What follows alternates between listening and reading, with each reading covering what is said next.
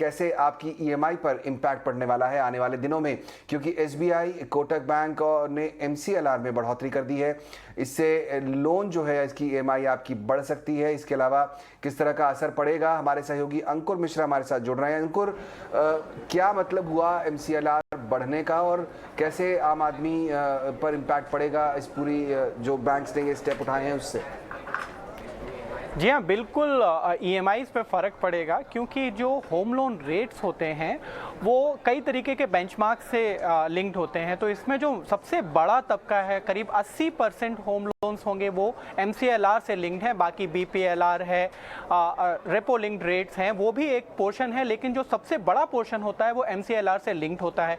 तो चूंकि अब स्टेट बैंक ऑफ इंडिया ने 10 बेसिस पॉइंट बढ़ाए हैं एमसीएलआर में, कोटक महिंद्रा बैंक ने 5 बेसिस पॉइंट बढ़ाए हैं, तो ये लग रहा है कि रेट साइकिल, जो हाइक की रेट साइकिल है, वो शुरू हो गई है। और अभी के लिए कम से कम इन दो बैंकों के जो ग्राहक हैं उनकी ईएमआई बढ़ जाएगी इसी एवज में।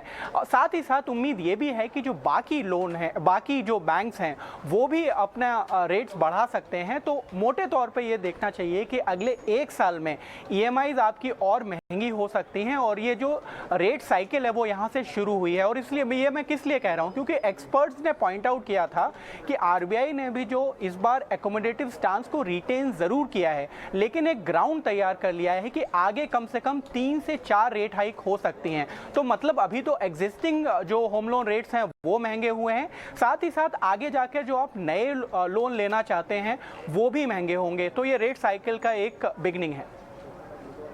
बिल्कुल, तो होम लोन और बाकी जो लोन हैं वो महंगे हो सकते हैं आने वाले समय में। बहुत बहुत शुक्रिया अंकुर, समय निकालकर हमें ये डिटेल समझाने के लिए। सीधे आपके काम की बात सिर्फ ईटी नाउ स्वदेश पर। चलिए स्टॉक स्पेसिफिक बात करते हैं। यहाँ पर एक सेक्टर जो आज बजिंग है